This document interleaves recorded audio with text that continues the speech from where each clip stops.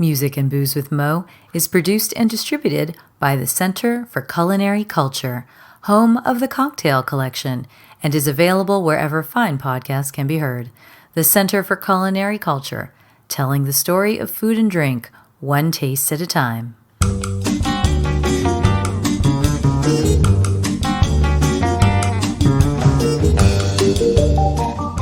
Welcome to Music and Booze with Mo. I'm Mo Herms, and I've worked in the music industry most of my life, so have met some pretty amazing musicians over the years. I also love a good cocktail, and I've encountered some really interesting bartenders as well.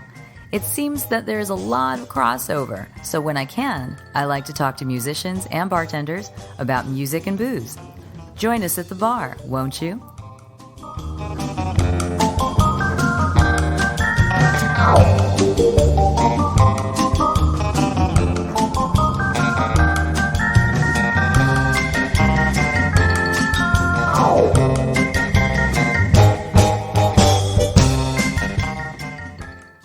Music and Booze with Mo is brought to you by The Mermaid, a cozy neighborhood bar with an aquatic flair in the Little Tokyo area of downtown LA. Open 7 days a week, featuring tropical cocktails and snacks, The Mermaid also has a daily happy hour from 5 to 8 p.m. Follow The Mermaid on Instagram at TheMermaidLA to hear about upcoming events and check them out at TheMermaidLA.com. Head to 428 East 2nd Street, Los Angeles, for a drink.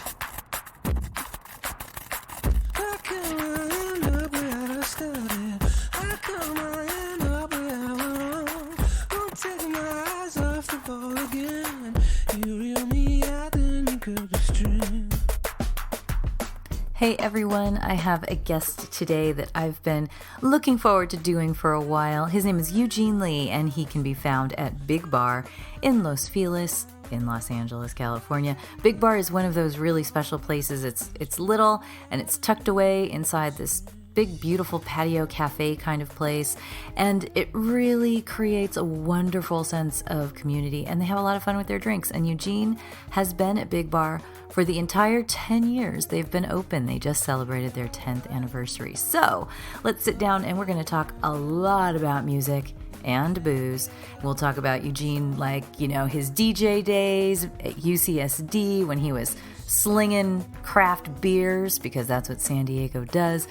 And then, winding up at one of the best bars in the country, maybe the world.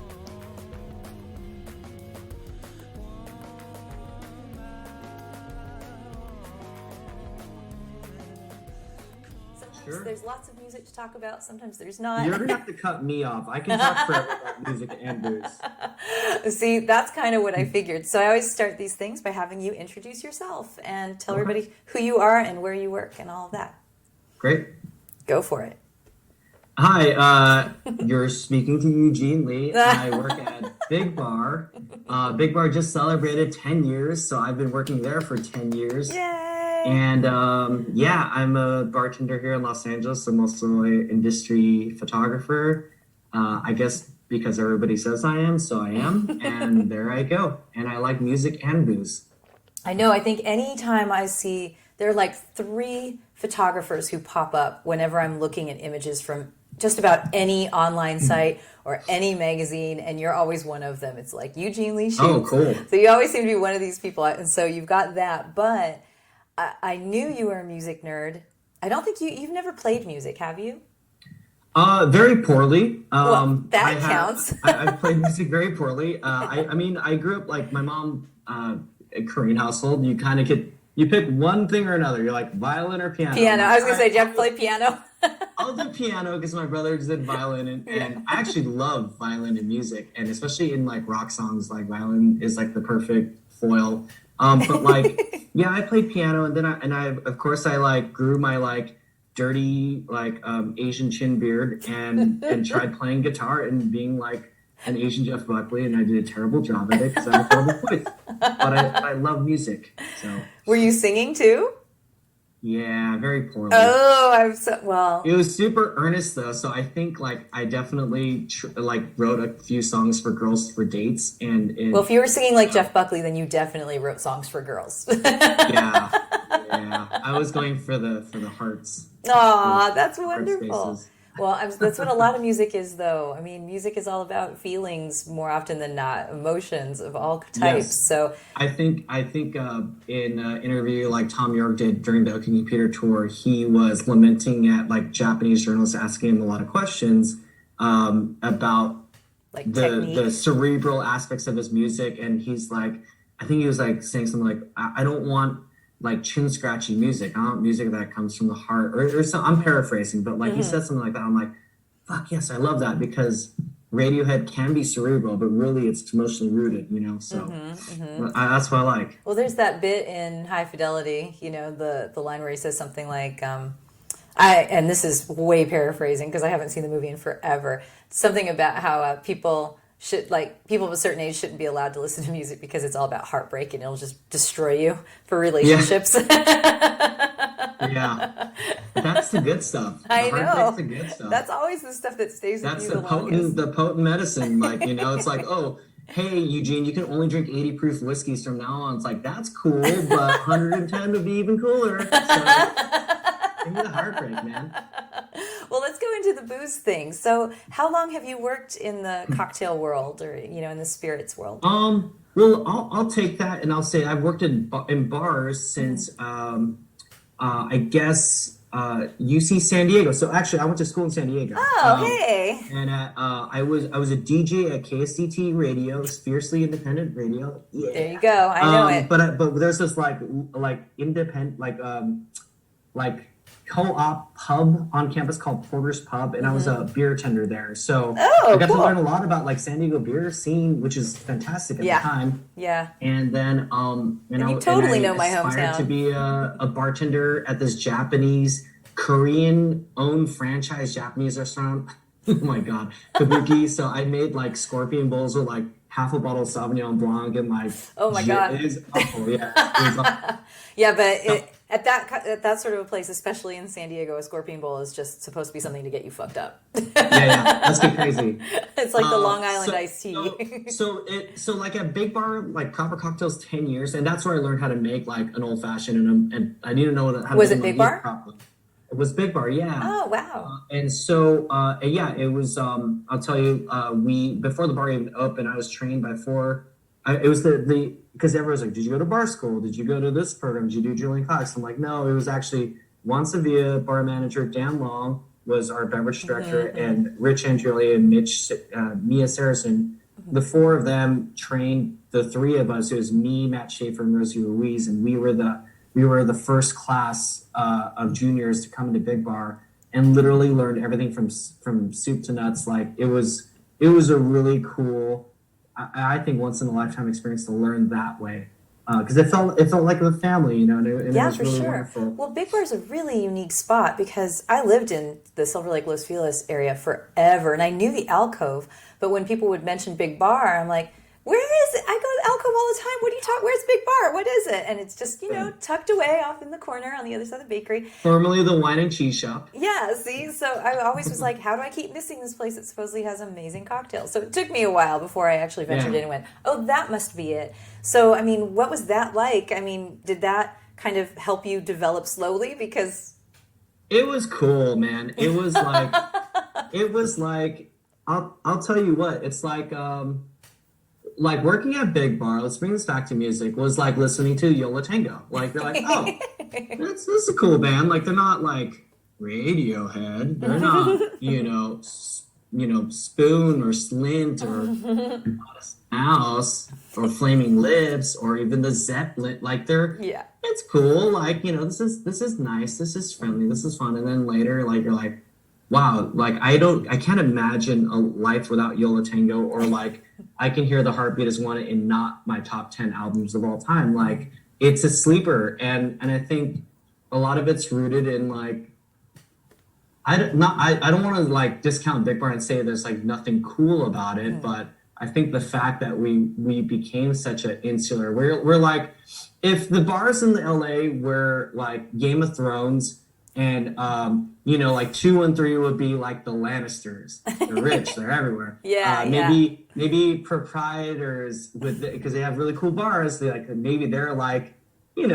the Tyrells, or like kind of, or the or whatever. Anyways, the point is, Big Bar is like Bear Island. Okay, we're not even like the Starks in the north. We're like a small island in the middle, a dot in the middle of the north. That's Big Bar, and I kind of love the cottagey feel of the place, and that's driven largely by the people that work there. Like, since we just celebrated 10 years, I'm actually working on a 10-year anniversary book, and I tapped a lot of regulars and former bartenders, and my buddy Flo's in New Zealand right now. She worked there for 9.5 years. Julie worked there for 9 years. Garrett worked there for 8 years or 7 years. Celine, who I'm currently running the bar with, she's worked there for 7 years. Like, Maria's worked there for 10 years. Like, the numbers are stacked with the people that work there for a very long time. Carrie recently just left, but she was there for almost 5 years. Dan for 4 years. Anyways, my point is these are very important people to me. So and it has to be a special place to inspire that kind of loyalty as well. That people want to stay there, and it very much gives off a family vibe. So something else that is really great about what you guys have done with Big Bar was, it's this little teeny place in this really nice, it's not even a restaurant. It's like a cafe, like a all day, all night cafe, and it has this lovely little bar in the back. And it has established itself as a place to get a quality cocktail and have a sense of community and just feel comfortable and happy. And it's been recognized for that. I mean, a comparison I can make to it is like Dante in New York. Dante, right? Amazing. Dante, similar kind of thing. It's just this, little Italian cafe, and then towards the back you can get the most amazing Negronis and a top-notch Garibaldi, and they're recognized too in that same way. And you guys did that starting from scratch, as you said, which is incredible. And I think, like, if you look at like cocktails, like a Garibaldi, it's a 2-ingredient cocktail, but it must be handled with care and like some attention to detail. Same with the Negroni; it's a 3-ingredient cocktail. It's like writing a pop song. It's like writing a song with only 3 chords. Like, yes, anyone can do it. Everyone can fuck it up, and you can do it also really well. Like, you can fuck up a daiquiri, and that'll just tell you everything, wouldn't it? Like, you can go to any bar in the world, and you can do the whole. I think it was Jeffrey Morgenthau thing. It's like, go to the bar, order a daiquiri, and then ask for the cocktail menu, and then that'll kind of like guide the rest of your night. So I think that bars that focus on some degree of history, that rely on that, end up being decent bars, because house cocktails are great and they're fun, and it's always nice. I'm like a tourist when I go to bars. I love going to house cocktails. But at some point you retire to your trusty sidekick, the Negroni or the Garibaldi. Mine is actually daiquiri. I'm a daiquiri or a margarita, which is the same thing, just different spirits. I love always trying to slide a last word in there. Oh yes. And I'll get one at most of my favorite bars in LA. So I think the last time I was at the Mermaid, I had the house drinks. It was a fun guest night, and then I think I ordered last word, and it was wonderful. Well, when we opened up, I told Katie, I was just like, okay, I love chartreuse a lot.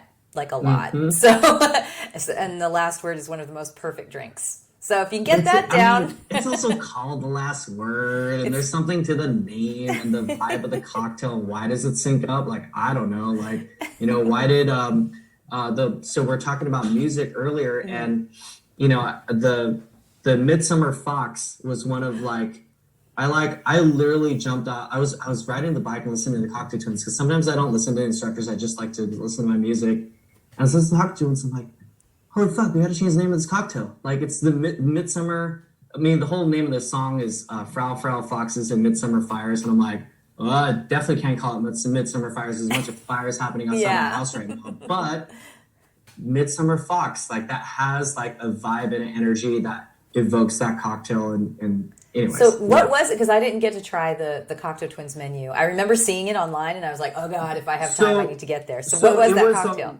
I did it for Record Store Day. So our buddy Daniel Jang, who you know, Thirsty in LA, I love him because he does. There always is room for music and cocktails in his universe, and I respect that. And so when he wanted to, so Record Store Day, just like Negroni Week, was all set in like beginning of summer, like June or April. Yeah, it's usually in April. And then everything was canceled and everything was shoved off, you know. And so Record Store Day, I guess, was like a month ago or something. And so he asked if, because I had said, oh, I want to contribute one of these days. And so, you know, he's like, well, dude, Midsummer Fox, that's perfect. Cocteau Twins, let's talk about it. And it's their 20th anniversary or something coming soon for Heaven or Las Vegas. And I'm like, okay, yes. So Midsummer Fox, and then the other one. So it wasn't like a Cocteau Twins menu, although we will absolutely do that. The other one was my favorite Cocteau Twins song called Cherry Colored Funk. And this is a cocktail. So Cherry Colored Funk was that is my favorite Cocteau Twins album, by the way. That oh my god, it's because it's so joyful. Yeah, it's jubilant. It's you kind of can tell what Elizabeth Fraser's saying. She was just starting to speak a touch of English instead of her dream language. It's a perfect album to me, and so and Cherry Colored Funk and Midsummer Fox is all, you know, those are bookends to the album, you know, the beginning and the ends. And Cocteau Twins have really good track ones and really good closers. They do, yes. Like go through their entire catalog and look at one, and then the final song, you're like, whoa, like these guys are amazing.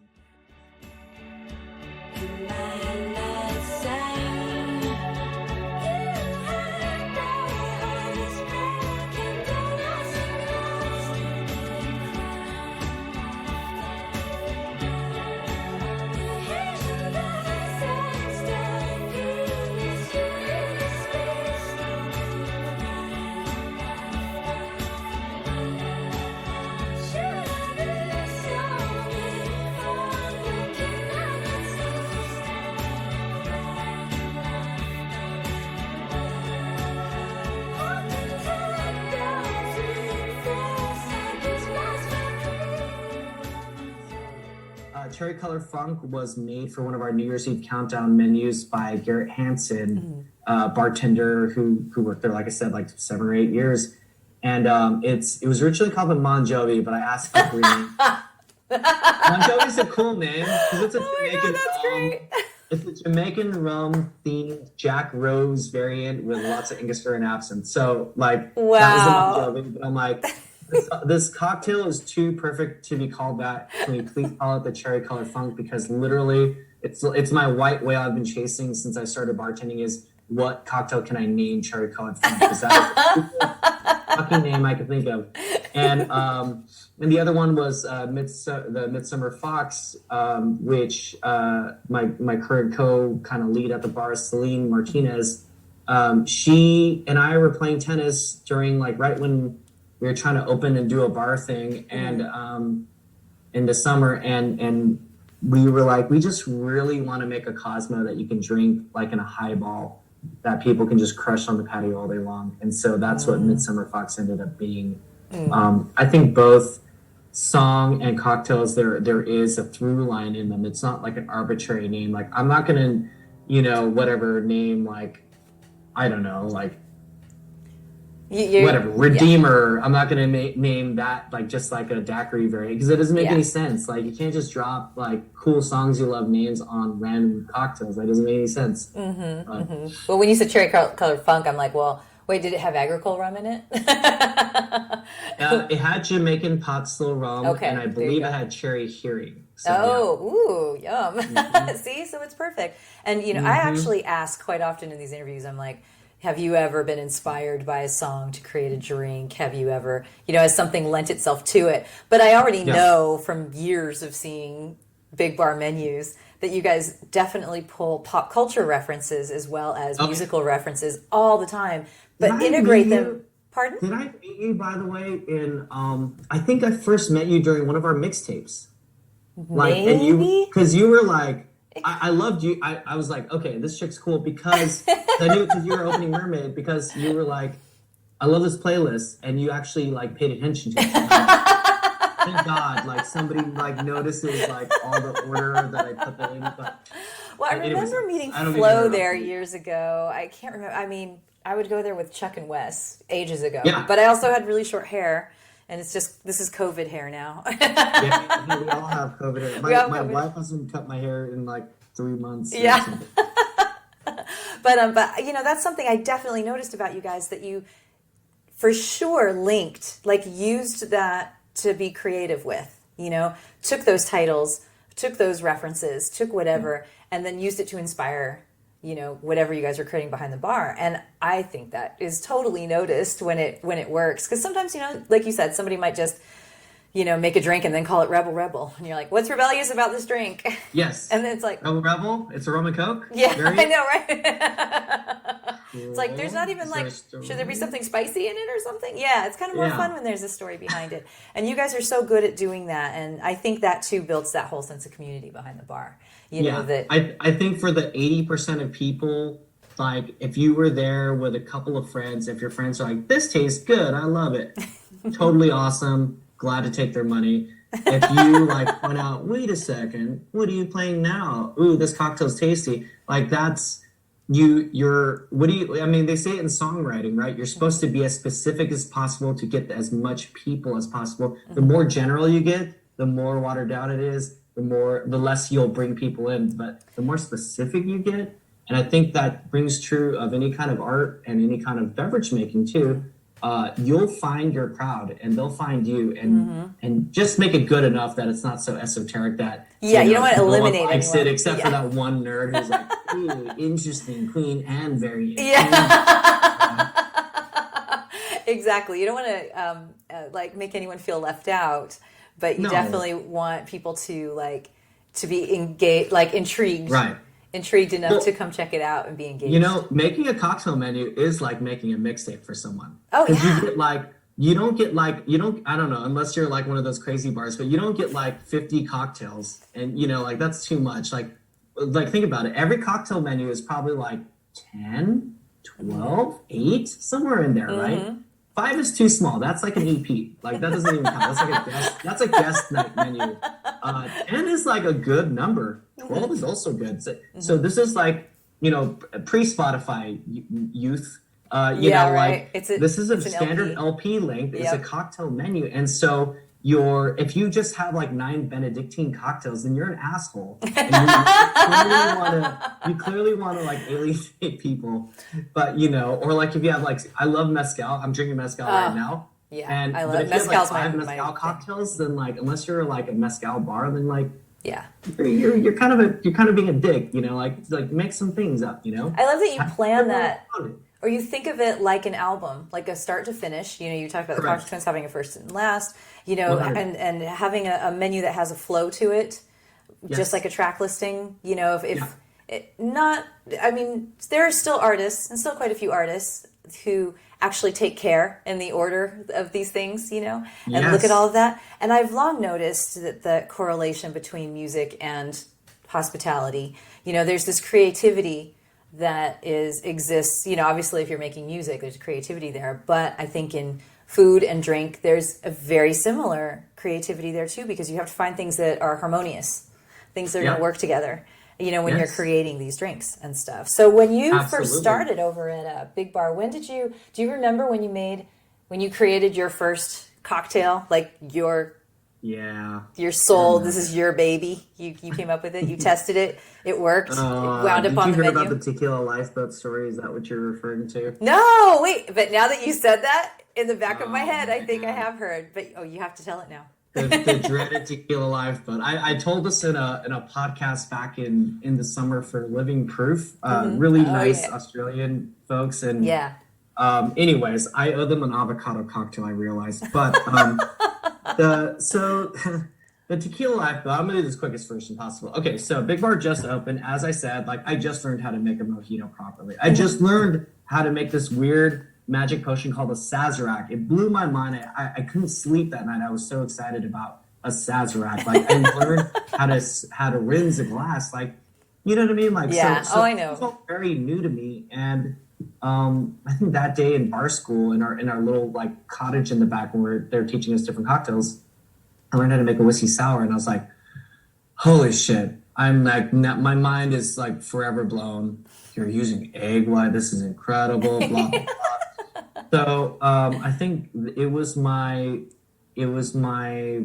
second or third shift on. I was working a Tuesday night, very, very lucrative, sleepy Tuesday night shift. And it was 10 minutes to close, and I was cleaning my wells and doing all that. I had like 20 customers that night. It was banging.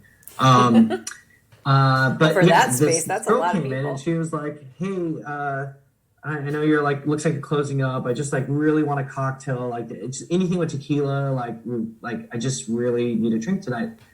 And I was like, okay, it's just kind of cute. And I was like, oh, well, actually, I've been working on something, because I think I pitched like, oh, I can make you a margarita or a Paloma. She's like, no, I want something like just different. Are you working on anything? So I'm like, yeah, I'm actually working on this cocktail called the Tequila Lifeboat. And can I make it for you? And she's like, yeah, I'll take it. So I made it. It's essentially a reposado tequila sour with like muddled oranges and habanero agave and lemons in it too, and egg white. I think it's really tasty. So I made it for her. I was so proud of this stupid cocktail. I don't ever make cocktails, honestly, but I was really proud of it. It's like my third shift. She drank it, blew her mind. She came back, had 5 minutes to close. She's like, that is the best tequila drink I've ever drunk in my life. I've drank a lot of tequila cocktails. And it was Kirsten Dunst, by the way. So I was like, holy shit. And I think at that point, I'm like, wait a second. I don't know if she gave me her card, like to hold the tab. I was like, wait a second. Oh my God, this is Kirsten Dunst. Like, bring it out. So she wanted to order another 2 for her friends so they can try it. I'm like, yeah, I'll make it. Made it. And then we had officially closed at that point. Like, I was counting money and stuff like that. And there's like a big rule, like, don't open the door when it's closed. Yeah. But she, like, the door was left open. She came in. She's like, I can't stop thinking about this cocktail. Can I just have one more? I made her a third Tequila Lifeboat. And I was just like, this is the best night. She was awesome. She gave me a really generous tip. She just really made my night, because I've never made anything before, and this was so fucking cool. And so I was reveling in my, like, how cool I was. I told bar manager once at the end, he was just shaking his head. He's like, Eugene, like egg white is ketchup for bartenders. And I'm like, yeah, but it's really good. And so, and I get it. As a bar manager, I get it. And I was just like, why don't you learn the house cocktails first, and maybe like how to make a French 75, and then you could start making cocktails. So, I'm like, totally cool. I get it. So that Friday, I don't work Friday nights. I'm a junior bartender. Of course not. So I'm there with my roommate, Rishi, and we're sitting on the patio. We're enjoying drinks, and I'm telling him the Kirsten Dunst story, and he's like, ha, ha, ha, this is amazing. And then fucking Kirsten Dunst walks to my table. Oh, no! And she's like, hey, dude, I noticed you're not working tonight. I'm with all my friends, because I love that cocktail. Oh, no! I tried ordering it at the bar, and the guy in the bar won't make it. Do you think you can, I know you're off right now, but do you think you can, like, make one for me? And I looked in the bar, and it's Juan. He's sitting there, like, stern face, vest on. He's weeded. I'm like, oh, no, that's the manager. Like, I can't. I'm so sorry. Like, you know what? I'm not allowed to, and I can't. Like, I'm sorry. He's like, oh, okay, well. And then, like, 5 minutes later, Juan walks up. This is the short version, by the way. Juan walks up. This is and amazing. He's got a cocktail napkin and a pen, and he's like, will you just write down your fucking recipe on this napkin? I wrote it down. I gave it to Juan. And then she came back. She's like, hey, listen, I just want to say thank you. Like, I know it's your day off. I don't want to disturb you. Yeah. And I just want to let you know, like, he doesn't know how to make it right away. And I was both, like, terrified, but also a little bit happy. I would have been a little bit happy, too. Yeah. Yeah, it was neat. Anyways, when it's never been on a menu until, like, 2015, and I put it on the menu. Aaron Alvarez was our bar manager at the time, and I told him the story. He's like, dude, put it on the menu, who cares? So I put it on the menu, and the last ingredient was Juan's disapproval, and we had a bottle, and I found this this old passport photo of one when he was in the Air Force. He used to be in the Air Force. And was he looking all grumpy? He looks like this huge Samoan dude. And I put his face on this bottle, and you're supposed to, and there's nothing in the bottle, but you're supposed to take a drop of it, like, drop it over to a live button. It's disapproval. So, you know. Oh my God, that's amazing. That's amazing. Yeah. I don't think that in my years of asking people that question, has there ever been one that's been quite as memorable as that? I bet we are in LA, so the chances of having like a celebrity endorsement are a touch grander. I thought it was so cool. Like, listen, like celebrities, like obviously, like in bars, like you see them and it's cool. Yeah, well, like, you're in Los Feliz. Everybody's a professional; they play it cool, you know. But like, you're in I Los had Feliz. no chill on this one. Like, I was so stoked. That's kind of great timing too that she approached your table after you told your friend this whole story. Oh my God! Yeah, you're like, see, I do not lie. Yeah. Well, do you have, off the top of your head, do you have a favorite cocktail that was inspired by a song? You probably have so many. But... I mean, that cherry colored funk that Garrett Hansen made it's probably one of my favorite cocktails. You know what? We have one on the menu right now that we're keeping on. We're doing this like 10-year greatest hits anniversary menu. So we're doing 5 from like years. Is that live yet, 5. or is it? Are you going? It's gonna go live if we get our act together on Wednesday. Okay. It's we like every bar out there. We're scrambling. We're trying to do these Halloween boxes. Yeah. You know. Anyways, but this okay. So it's the first cover we've had on the menu, and it's Strawberry Swing. On the menu, it's clearly labeled Strawberry Swing parentheses cover by Frank Ocean, because no offense, but we are not a Coldplay bar. So we're not a Coldplay bar. Strawberry Swing covered by Frank Ocean is the full name of the drink, and I love it. And it's a beautiful strawberry sidecar variant that Celine made, and I'm goofing on because the first thing we had talked about when we were planning to make a new menu was like, we really want to just do a rad strawberry sidecar and do something with 1738 cognac, which I love, and Ventura Spirits strawberry brandy. Like, we just need to do something with those two things. And then we ended up smooshing them, and it made sense with Strawberry Swing covered by Frank Ocean, which is a beautiful cover, by the way. And sometimes covers are better than the originals. Absolutely. So I'll have to check that one out because I haven't heard that. So I'll have to go dig it up and find Great cover. I think it's on Spotify. I don't know if it was an official album. It might have been like a benefit album for something. Yeah, and sometimes it's, especially with him, it's something that pops up like on a mixtape somewhere. And that mixtape was only out for a little while, so you have to like find the website that hosted the mixtape and download that. You know, it's like there's a song that I love that my friend's band covered, and it's a Frank Ocean song. And I love my friend's cover of it. What is it? It's the song Love Crimes. Okay.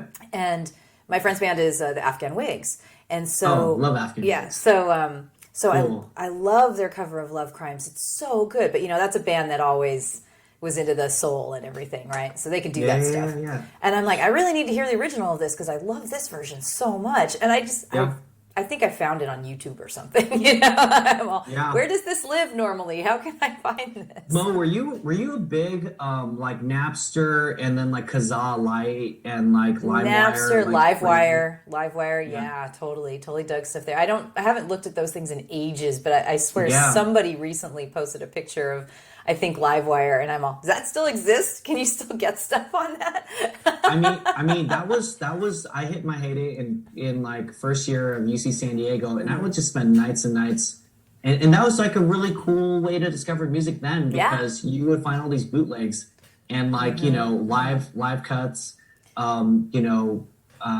So I worked at the KCT radio station. Yeah, how long were you there? How long did you DJ on the radio? I was there for 2 years. Cool. So I only went to UC San Diego for 2 years, but in those 2 years, I really made the most of it. I did everything. I did like, I don't know if I did student government, but I did radio station, did the pub. I rushed a fraternity. Like, you had the entire college experience in 2 years. I just smashed it all in because like, why not? You know.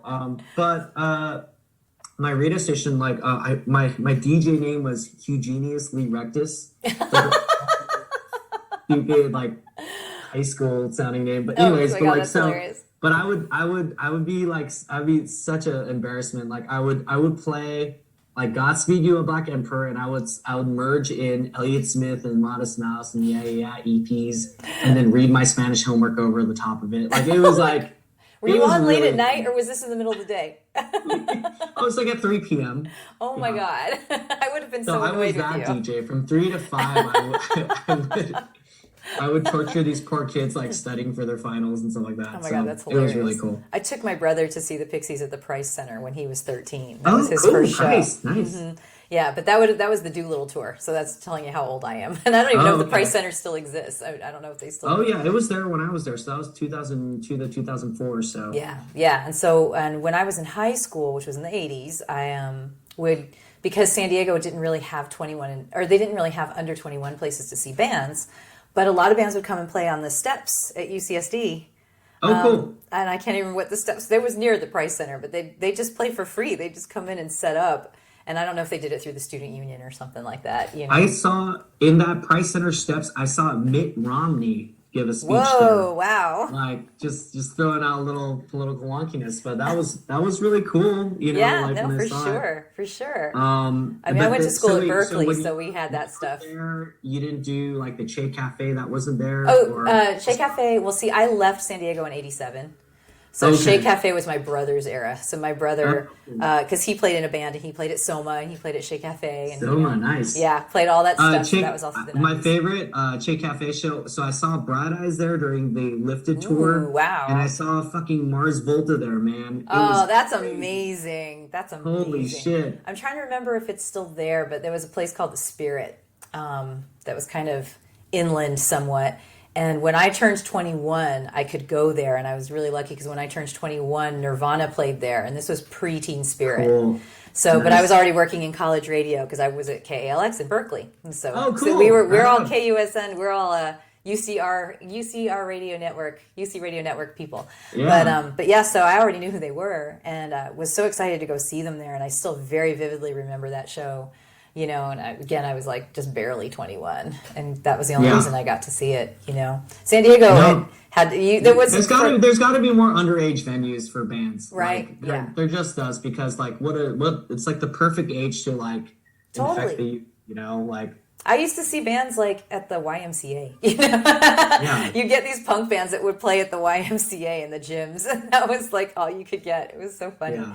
But I love that you were there DJing and torturing people. That's fantastic. You know, I couldn't play music like sing and play music well, so I might as well. That's what I always say. Nerd on music, you know. I was like, I can support those who do. You know what? I can sing along in the privacy of my own car or my own shower and not offend anybody. But of course, now we have karaoke. So if you used to sing Jeff Buckley, then you got to tell me what your karaoke go-to is. I cannot like anywhere near his register. So and few can. But when you when you do the karaoke, what do you do? So when I do karaoke, for some reason I like the band, but they're not like top 20, but I would always do like Fortunate Son by Creedence Clearwater Revival.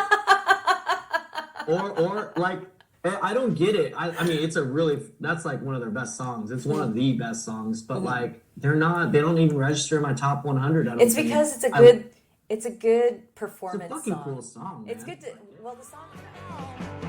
Some folks are born silver spoon in hand. Lord, don't they help themselves, dog? But when the tax man comes to the door, Lord, the house looking like a rummage sale, yes. It ain't me. I ain't no millionaire son, no. It ain't me. I ain't no fortunate one, no.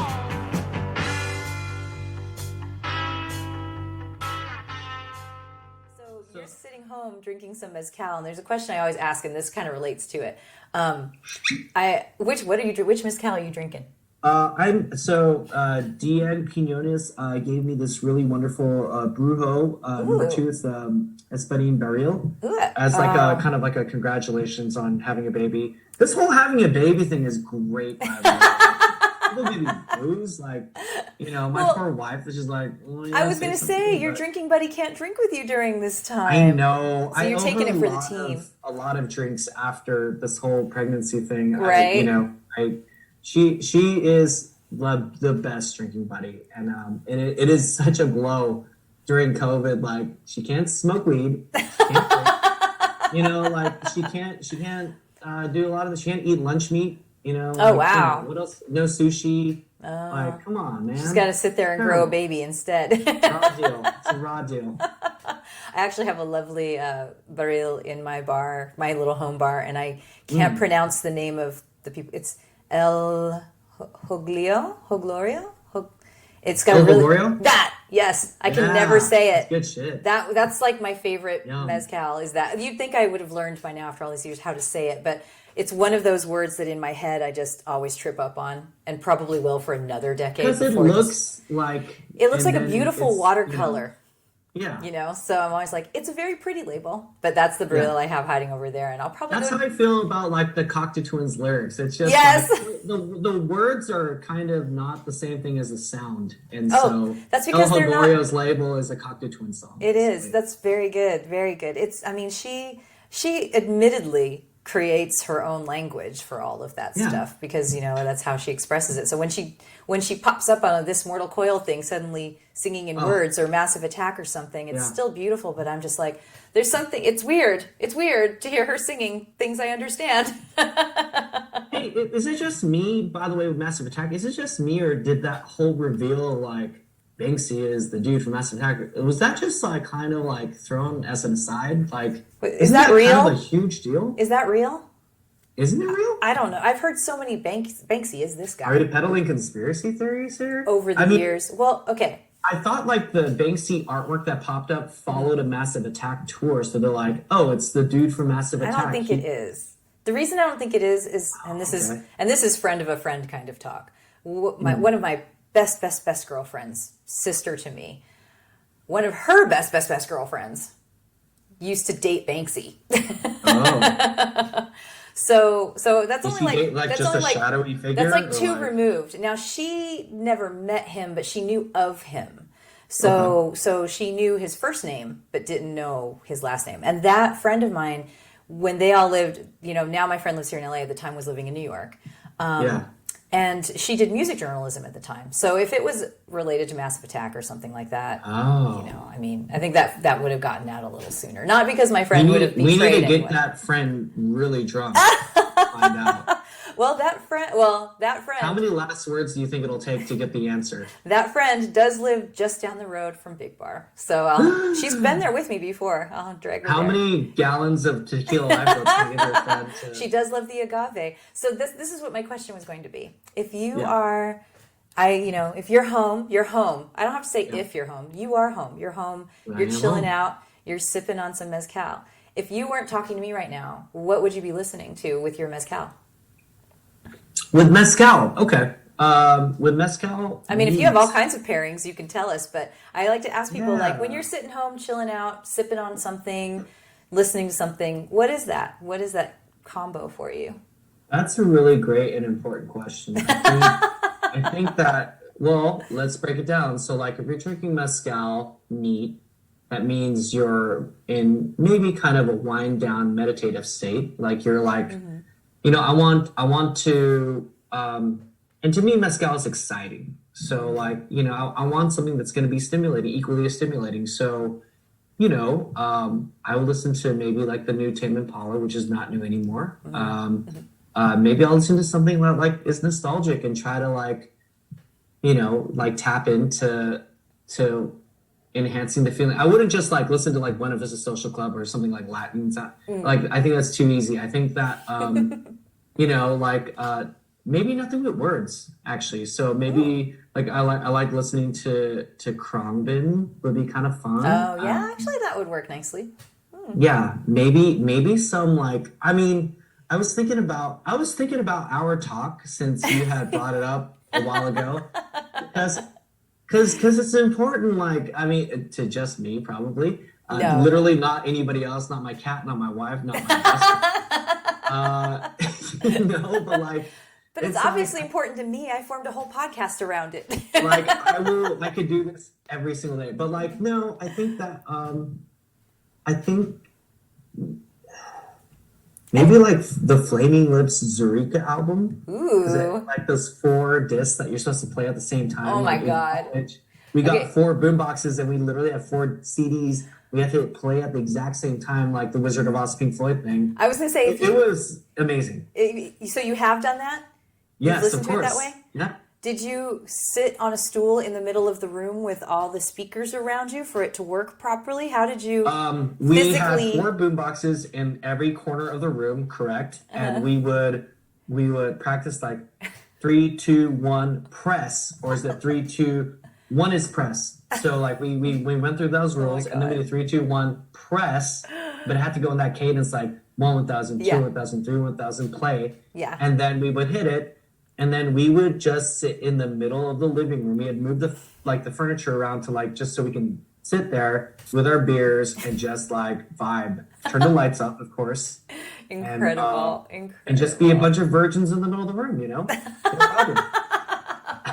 That's awesome. I love that you did that. Yeah. That's incredible. Yeah. Okay, so we've hit like about the 45-minute mark, so we probably should wrap it up because we could, I know, So fast. do this forever. That's why when you were like, should we talk first? Should we warm up? I'm like, I don't think we'll have to. Yeah. I have a feeling that No, we're I going like, to be I like the fine. free flow nature. This is the like interview jazz, right? Yeah. No, it's kind of like I want to talk to you about music and I want to talk to you about booze. Like, and next week we can talk about mezcal and post rock, or right, whatever. totally. Or we could even switch over if you want to talk about rum in the summertime. Yeah, rum There we and go. only summertime tracks. There you go. See, we'll just do another. Yeah. We'll do a part 2. Maybe we'll do a gin spring one to go with all the botanicals. Yeah.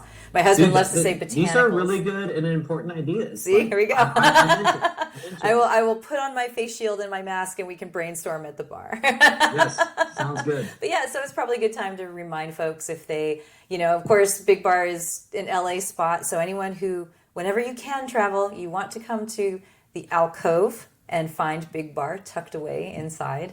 But let people know of your Instagram and all that. So where they can find you or where they can find the bar and all that kind of stuff. Yeah, so Big Bar, you can find it tucked away inside alcove. We have 3 spacious patios to enjoy all your wonderful cocktails that you'll get from our sushi bar, aka Big Bar, because basically the sushi chefs are back there making stuff and then they send it out and then you can like wave to them through the bank glass, that we have. But yeah, no, I mean it's really a lovely hang. It's beautiful there. I forget sometimes that like you can just sit on this beautiful patio and leaves are falling on your head and it's okay. And It's a you're drinking beautiful cocktail place. And you guys are doing to like go a right little now, right? You're also doing the to go. We're also making a to-go experience because, obviously, and understandably so, we respect that some people feel much safer at home, and we call it our Save the Home cocktails. And so, what we're doing with all the cocktails is we're having a QR code that you scan, and you can watch an instructional video that's poorly shot and edited by myself, featuring most of my bartenders. And this time for the 10-year anniversary menu, we'll feature all the original makers of the cocktails. Aww. Taking a scissor and cutting a bag and putting it in as a nice mixology. Yeah, you can find us at Big Bar Alcove on Instagram, Twitter, and Facebook. And if you don't like the content there, message it because it's me. And I'm trying my best, you guys, because it's hard to wear like 1,000 hats at once. So it's true. You are like, I mean, I know there's a lot of Big Bar, but you have worn so many hats and continue to wear so many hats within Big Bar. I haven't done line cooking yet. So And then personally, you've got Eugene Shoots. So you've got, so if people want to see beautiful pictures of cocktails from all over the place and some other things, mostly it's cocktails, and you shoot bartenders as well.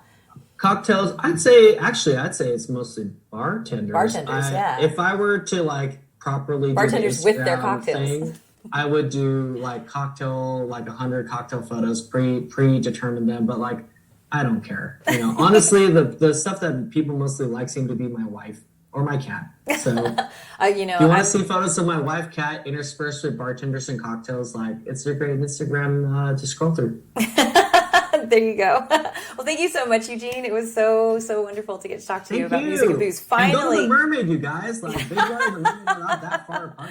We're not that far apart. And actually, I've been wanting to talk to you forever. It's just it takes pandemic, I guess, because Yeah. I just always know, I'm like, God, those guys at Big Bar, I know they love music because it comes up all the time with them, all the time, which I think is great. So Well, thank you for that. we love the Mermaid and everybody there, and obviously I appreciate you and what you're doing. I think music and cocktails should never be apart.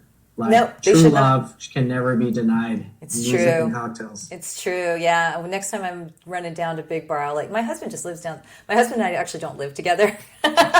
We will eventually, but we got New married. podcast. We got married just before just before all this. So anyway, Shit. he lives closer to you than I do, and so fuck. it's something where sometimes I'll have him pick things up on his way. I'll be like, "Can you stop by Barkeeper before you come to my house?" I ordered something. Just grab it. When you're on your way. You can't drop the headline at the end of the interview. Now I want to talk about like the situation. That's our next conversation. Our next conversation. right. And I'll bring him to the bar too. He's been there. Yeah. So, but Let thank me you know so when. much. Oh yeah, totally. You will totally hear. Thank you so much. And everybody, go support Big Bar if you can. I don't know if you guys have merch or anything that you sell online or anything like that. I think it's just we locals do. only. We have silly stuff. Yeah. Little silly stuff. There's something if you're far away Yeah. and you're missing the family of Big Bar. But thank you so much, Eugene. Okay, I'm gonna turn this off. We can slip away. Wouldn't that be better? Me with nothing to say, and you in your autumn sweater.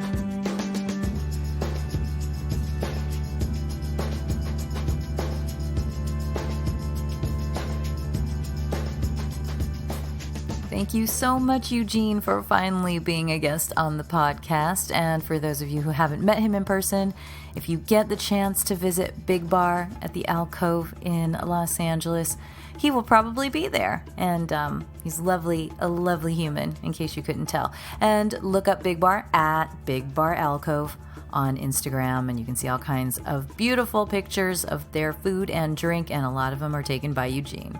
Thanks so much again for tuning into that one. Of course, we'll have info on the Spotify playlist, and Eugene has a really good one posted over on the Facebook page.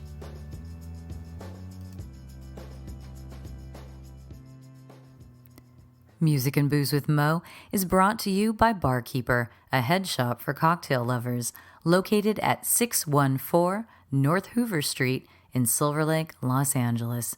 Stop by for barware, vintage glassware, a carefully curated collection of spirits, and one of the most impressive selections of bitters anywhere. Follow them on Instagram and Facebook for information regarding spirits tastings. That's barkeepersilverlake.com, and also in the Virgil Village neighborhood of Silver Lake, Los Angeles.